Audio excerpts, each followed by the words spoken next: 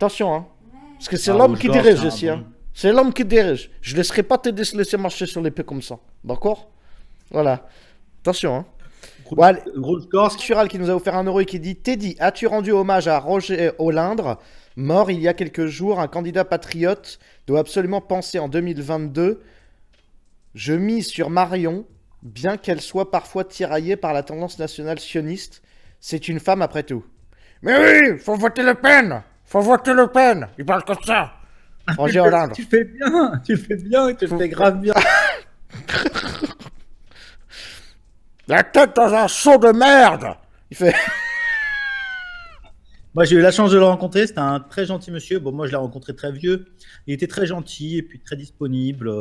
Il a faisait l'air, hein. toutes les- Ça a l'air d'être un des meilleurs. Hein. Qui me dit, parce que lui, il y a une vidéo là qui est ressortie sur ER, qui est vieille, hein, où il est à Radio Courtoisie, là où il y a que des faf en fait, en gros. Et il y a un mec qui lui écrit une lettre en disant Monsieur Olindre, vous n'êtes pas assez anti-musulman et anti-arabe et tout ça. Il paraît que vous voulez pas tous les mettre dehors.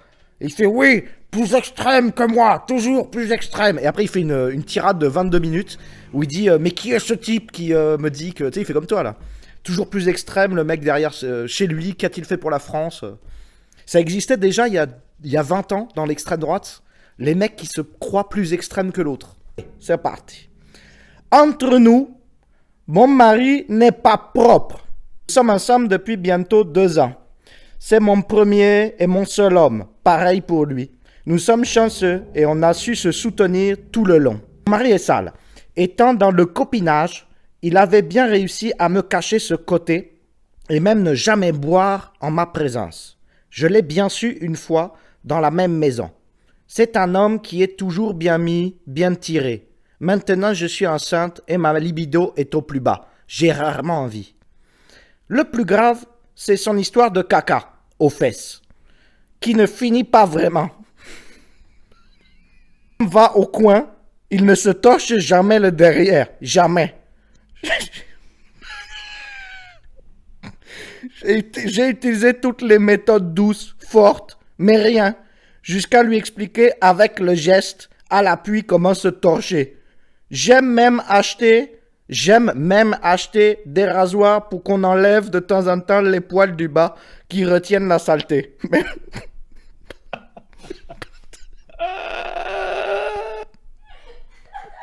Saleté. Mais monsieur peut s'y mettre un moment, puis revient sur ses vieilles habitudes. C'est pas facile d'être derrière un adulte et surveiller ses caleçons. Tous ces caleçons qu'il porte, il y a toujours des restes de caca à l'intérieur. Ça me transforme en femme qui aime trop parler, trop critiquer. Un problème, c'est l'alcool. Quand il boit jusqu'à se saturer l'estomac et l'intestin, il me revient comme un zinzin et chie partout. Dans la maison. Parfois même, il fait des selles dans sa propre voiture. Il me dégoûte tellement sur ce point. Conséquence, il ne me fait plus trop envie côté sexe. On vit comme deux potes. Il est content ainsi, c'est sa vision du mariage. Je pense, et je m'y suis fait à force, de proposer des changements en vain. Il est rentré sous, il a chié sur lui, et resté endormi sur le bidet avec sa saleté, en laissant les portes de notre chambre ouvertes, laissant propager l'odeur dans la maison. Je suis venu le réveiller, vraiment en colère. Je l'ai conduit dans les toilettes, il est tombé, a cassé la lunette des toilettes, puis a commencé à chier doucement, doucement, vu qu'il était faible. J'étais là, en me disant « Seigneur, c'est quoi ça ?» La suite, il a remis sa culotte sans se torcher. J'ai craché sur lui tellement j'étais dégoûté. Le lendemain, je découvre... Arrêtez! Oui. Arrêtez tout là! Teddy, tu vas arrêter de lire ce message tout de suite là! Ah, pourquoi Vous êtes en train de révéler le plan mondial de mes services secrets pour diffuser le caca partout tout le temps.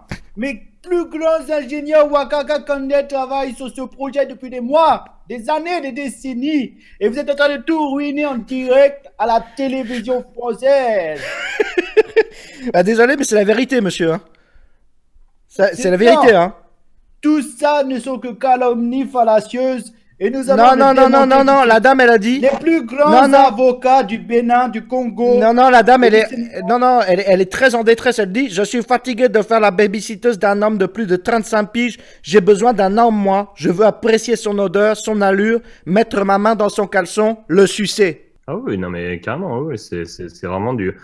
En même temps, quand t'importes des gens qui viennent d'une société, d'un pays où c'est normal, tu peux pas leur Non, mais reprocher. attends, sérieusement, imagine, il a une voiture, je veux dire.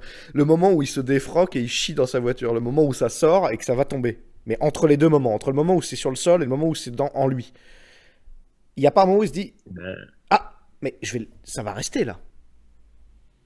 ouais, je Ça sais va même pas rester s'il dans ma règne, voiture. quoi. Je veux dire, à quel moment c'est censé connecter le fait que c'est dans sa voiture qu'il est en train de Oui, chier? mais après, quand t'as le QI d'un barreau de chaise, t'as pas forcément la présence d'esprit de réaliser ça, quoi. Il dit: T'as dit Non, non. Salut Charles. qui est qui met le qui me projette sur les pouces bleus. Charles, oui, je veux bien. Charles a Nous, reçu. nous, on fait un algorithme. On fait un algorithme. On fait Hakim Google. Voilà, Hakim. Et on va te mettre 18 millions de pouces bleus. Charles, pour donner de ses nouvelles, a reçu le Teddy. Il est parfait. Il a dit ses qualités professionnelles. Il me va. Bah, laisse-moi parler, tu Oui. dis putain. Il me va comme un grand. Oh my God, on dirait ma grand-mère. Ouais. Putain. Ah putain, ça me rappelle ma grand-mère quand je lui dis. Poche. Il y a une petite poche à l'intérieur, je peux même mettre une bouteille. Non, non, il y a pas de. Tranquille, Ouais, c'est Mémile. ça. Personne la voit. Donne-moi la bouteille. Donne-moi la bouteille, me disait ma grand-mère. Ça me rappelle ça. Donne-moi la bouteille. Bon, allez, hey, Cro-Blanc, c'est bien. On arrête de tacler Hacking Project. Hein. Pourquoi il a été agressé? Bah parce que Bougnoul. Toi qui m'avais interdit ce mot-là. Voilà, Non, mais je sais pas. Cro-Blanc. Voilà. Voilà, Cro-Blanc. C'est Non, mais tu une fois, j'accepte. 2 fois, j'accepte peut-être. 3 fois, je sanctionne. D'accord? T'as déconné. D'accord Pardon, c'est sorti tout seul. Censure Non, Jean-Michel. mais, hein.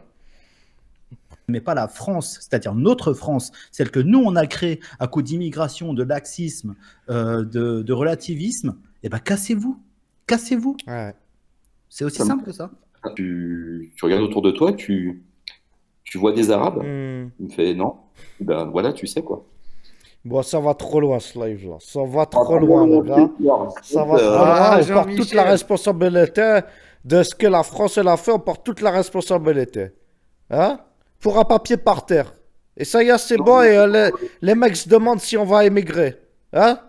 Pour un papier par terre. Jean-Michel, Ouais, je t'écoute, les Chinois. c'était monté. Ouais.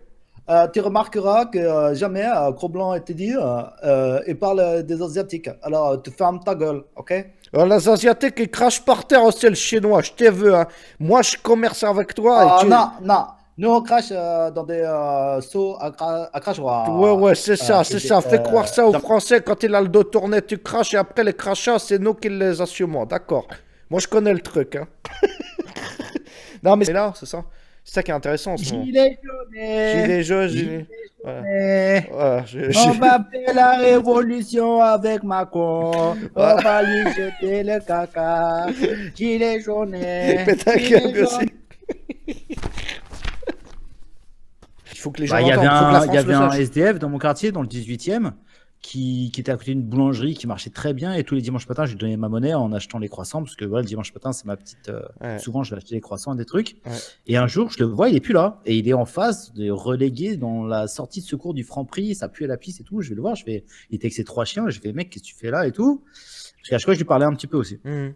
Et il me dit, mais en fait, il y a tu vois la grosse Rome là-bas qui est à ma place. Il y a son mec qui est venu me voir et il m'a dit, si tu t'en vas pas, je te plante et je tue tes chiens. Et voilà. Voilà. Tout comme les clochards, si vous ne le savez pas, parce que moi j'ai beaucoup parlé des clochards. Bon, l'homme qui parlait à l'oreille des clodos dans ma jeunesse. Et ils m'ont raconté, donc le jour du RSA, quand le RSA tombe, on leur offre en liquide le RSA. Ils n'ont pas de carte bancaire. Et donc en fait, il y a une grande phase où des mecs de banlieue traînent dans Paris pour aller tabasser et récupérer le RSA des clochards. Lourd. C'est un truc qui se fait tous les mois. tous les mois, il y a des bandes alors de Roumains, de plus en plus, mais à l'époque c'était des racailles classiques, qui se baladent et qui tabassent des clodos. Et il y a un moment, ils dormaient dans une tente. Et il y a des groupes de racailles qui sont passés, ils ont juste foutu un coup de pied dans son cul. Voilà. Tout simplement. Bah, écoute, moi je trouve que c'est bien. Parce que ces gens-là, les gens qui sont à la rue, sont beaucoup trop stigmatisés et discriminés. On les traite souvent avec mépris et beaucoup de différences de traitement. Là, ils sont traités comme tout le monde. Voilà. C'est très bien. Ils C'est sont ça. tabassés et bolossés comme tout le monde. C'est ça.